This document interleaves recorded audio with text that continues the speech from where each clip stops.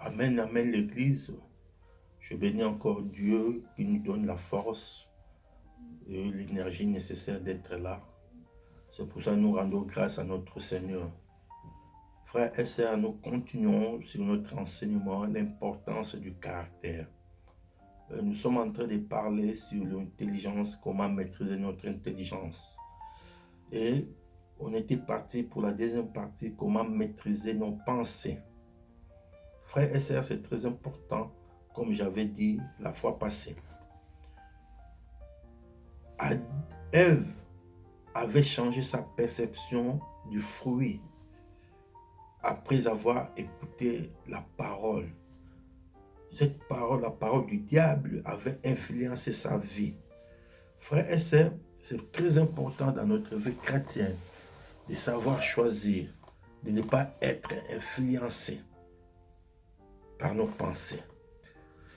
Nous devons savoir que notre intelligence est une source de la vie. Ce que nous menons et par conséquence, la transformation commence d'abord dans le pensée. C'est pour cela que Paul avait insisté d'être transformé par le renouvellement de notre système de pensée. Romains 12, verset 2.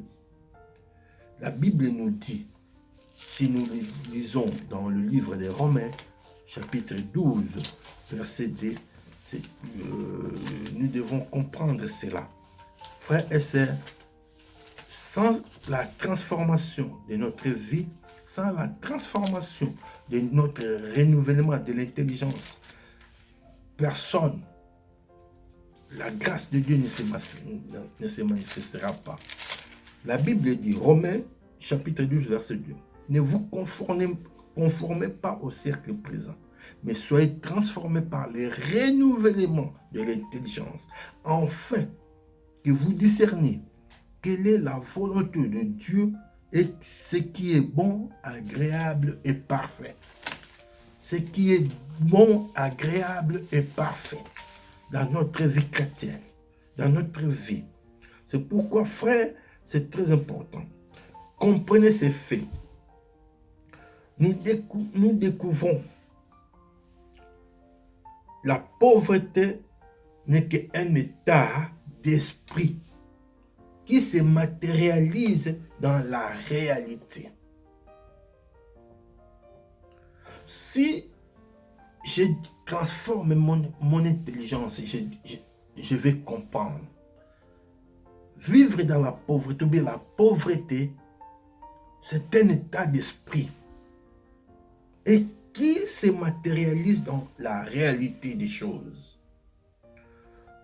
C'est-à-dire, notre esprit est donc la moule qui forme nos vies. Vouloir donc passer à un autre stade demande alors d'être précédé par un changement de moule. C'est-à-dire, par un changement, je dois me révolter. Je dois faire un constat de ma vie et je me révolte. Nous sommes dans la septième partie de notre enseignement sur le caractère. C'est très important. Tu veux que Dieu t'utilise, Dieu cherche un homme de caractère. Il a choisi David parce qu'il avait vu en David qu'il avait un caractère. Amen. Nous devons savoir que dans notre intelligence, la pensée de Dieu, en d'autres termes, la mentalité de Dieu. Je dois avoir la pensée de Dieu, c'est-à-dire, d'autres termes, la mentalité de Dieu. Cela va me permettre d'entrer dans la réalité de Dieu. Frère, c'est très important. Si tu as la mentalité de Dieu, cela va te permettre d'entrer dans la réalité de Dieu. Pour cela, la réalité de ce monde ne permet pas que la réalité de ce monde entre dans ta réalité. Écoute-moi bien. La réalité n'est pas la vérité. Frères et sœurs, la réalité est la chose que vous percevez et ce que vous entendez. Elle est palpable. Mais cela ne peut pas être la vérité. Or, si vous laissez la réalité entrer en vous, vous limitez votre vie et ne manifestera pas le caractère divin. Je dis, la réalité, ce n'est pas la vérité. La réalité, c'est la perception des choses que nous voyons, que nous écoutons, nous attendons, que nous voyons. Mais si vous laissez la réalité entrer en vous, vous limitez votre vie et la manifestation divine, la manifestation du caractère divin de Dieu ne se manifestera pas dans ta vie. Parce que dans la réalité, tu vois, ah non, c'est impossible. Oui, c'est la réalité, parce que tu le vois. C'est impossible, mais ce n'est pas la vérité.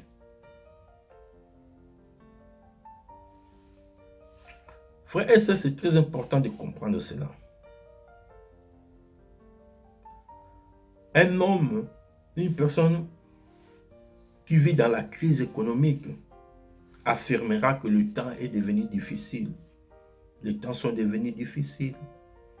Et que les choses vont s'inspirer toujours en écoutant les informations. Tu vois que tous les jours, l'augmentation du chômage, les entreprises qui sont en train de se fermer, il y a la crise, la dette extérieure du pays s'augmente jour au jour. Oui, c'est ça la réalité. Cette personne-là, elle va penser que le passé était mieux que le présent et que le futur n'est pas séduisant. Ou bien le futur n'est pas réluisante. Cette mentalité se traduit par la phrase que nous entendons souvent. D'où était doux, ou encore les bons vieux temps. Frères et sœurs, beaucoup de gens vont partager cet avis et vont déclarer à corps et à cri que c'est la triste vérité. Mais à côté de cette personne, prenons une personne qui a une situation modeste et qui vient d'être nommé ministre ou qui vient recevoir une promotion. Pour cette personne, la vie est belle et le présent est meilleur que le passé. Elle verra le monde comme moins difficile et plus agréable. Ces deux personnes vivent des réalités différentes. Frères et sœurs, c'est comme beaucoup de gens ont dit que l'année 2020, c'était une mauvaise année. Mais il y a d'autres personnes, même dans 2020, ils ont reçu des promotions. Ils se sont mariés, ils ont eu des enfants. Amen.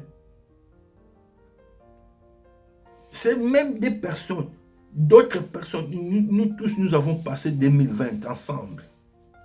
Quel que soit le confinement, le Covid était là. Mais il y a des gens qui ont réussi leur vie. Mais c'est même ces gens-là, nous ne vont pas dire que non, pour moi 2020, c'était moi. Non. Amen.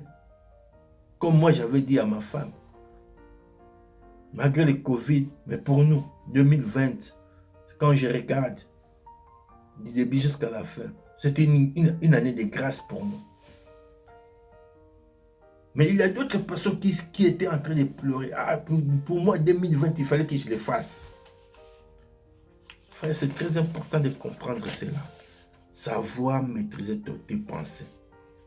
Ainsi, la réalité est dans le contexte dans lequel nous parlons. La vie d'une personne, même celle-ci est liée à une saison de sa vie, à un lieu. C'est-à-dire, la vie d'une personne est liée à une saison, à un lieu. Frère, c'est très important. Savoir maîtriser tes pensées. C'est pour cela que nous devons comprendre que la vérité n'est pas liée à une personne. Elle ne dépend pas d'un lieu ou d'une saison. Mais c'est un fait qui se... C'est un fait qui se déroule à l'identique dans n'importe quelle situation. Amen. C'est un fait qui se déroule dans n'importe quelle situation. Frères et sœurs, c'est très important pour l'Église de Dieu de comprendre cela pour que nous puissions savoir maîtriser notre pensée.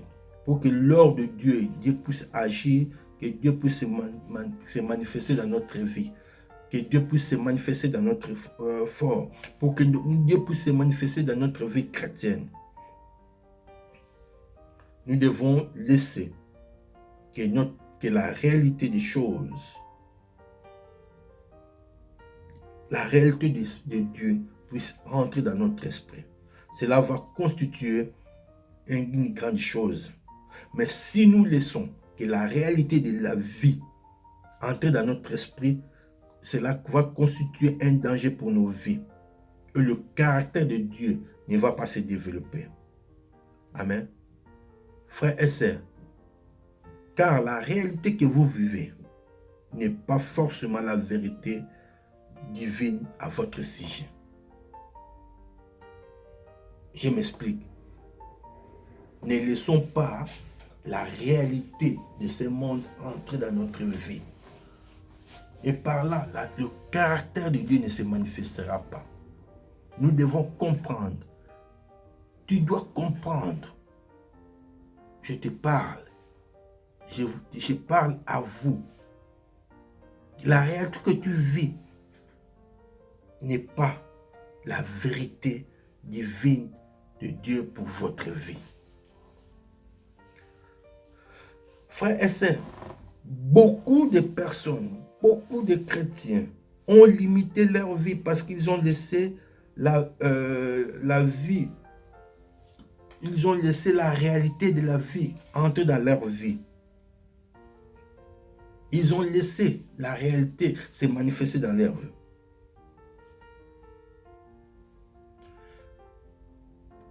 Tu dois comprendre une chose. L'Église doit comprendre une chose. Vous pouvez vivre dans la pauvreté. Cela ne signifie pas que vous êtes pauvre. J'ai dit beaucoup de personnes, ils ont bloqué leur vie parce qu'ils ont laissé la réalité de la vie entrer dans leur vie. Il y a des moments que tu peux vivre dans la pauvreté, mais cela ne signifie pas que vous êtes pauvre.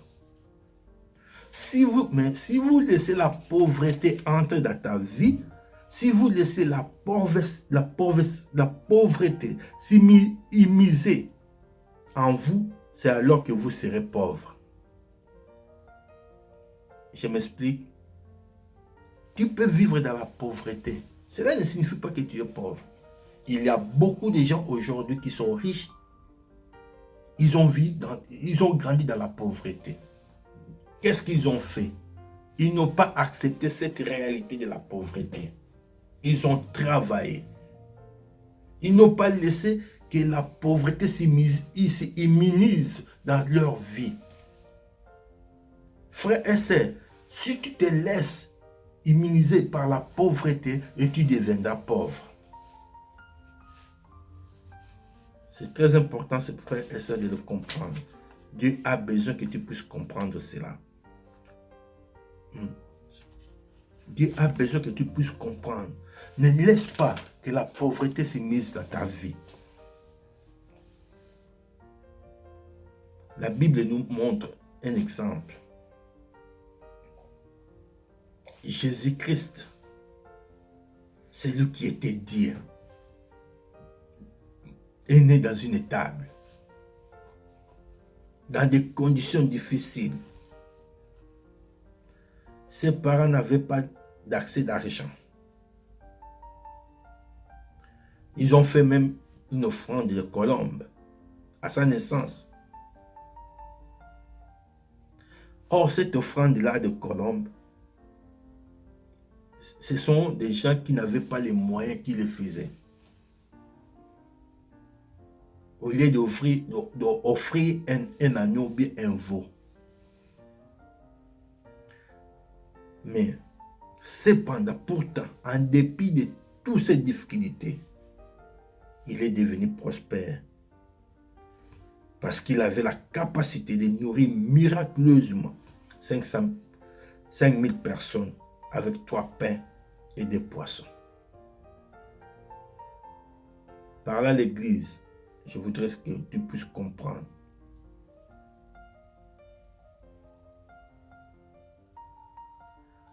Il est né dans une étable. Ses parents n'avaient pas les moyens. Ils ont offert seulement une colombe au lieu d'offrir un agneau. Les gens qui offraient des colombes, c'était des gens pauvres. Mais il était Dieu. Il était devenu prospère dans sa vie parce qu'il n'avait pas laissé que la pauvreté puisse entrer. Malgré les difficultés qu'il avait, il avait fermé son intelligence.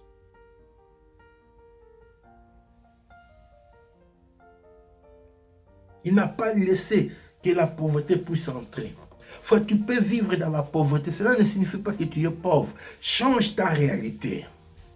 Je voudrais que l'Église puisse, que nous puissions nous révolutionner ici. C'est comme David. Il était derrière ses brebis. Il était en train de perdre ses brebis. Mais personne ne savait que derrière, il était un roi. Oh, l'Église de Dessine, on savait. Combien de personnes, nous avons négligé beaucoup de personnes. Si Dieu nous montrait leur destinée, combien de personnes ont été négligées? Savoir maîtriser ses pensées. Parfois, il était méprisé par son père et ses frères. Pourtant, il était le futur vainqueur du Goliath. Frère et sœur, parfois tu négliges tes enfants. Tu ne sais pas derrière qu'est-ce qu'il est. Dans le futur, tu ne sais pas. Change ta mentalité. Change ton intelligence. Change tes pensées. Ferme. Ne laisse pas que le diable puisse prendre place. L'importance du caractère. Dieu veut que nous puissions régner. Dieu veut que nous puissions changer. Écoute-moi bien, l'Église. Votre attitude dans la vie est liée au monde qui existe en vous.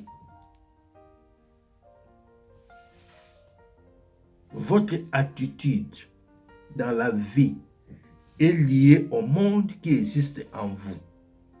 Peu importe les talents qui sommeillent en vous.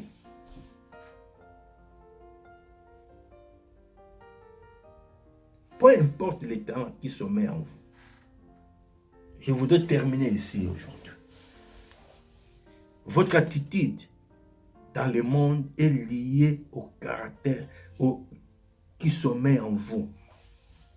Au talent qui sommeille en vous. Est lié au monde qui existe en vous. Si tu crois que tu es pauvre et tu laisses la vie de pauvreté entrer dans ta vie, tu mourras pauvre. Amen. C'est pour cela que c'est très important l'Église de Dieu. Frères et sœurs, Dieu t'appelle que tu puisses changer, savoir maîtriser ton intelligence, savoir maîtriser tes pensées, et tu verras que la grâce de Dieu, la main de Dieu agira dans ta vie. Que cette parole, que cet enseignement puisse prendre place dans nos vies pour que nous puissions grandir. Que la main de l'Éternel puisse te bénir. Toi qui reçois ces messages, mets-les en application et tu verras. Il y aura une révolution dans ta vie et que la grâce de Dieu va se manifester dans ta vie. Soyez bénis dans le nom de Jésus. Amen. It's a new day. Let's go. Today is a new day, and I will, yes I will be glad.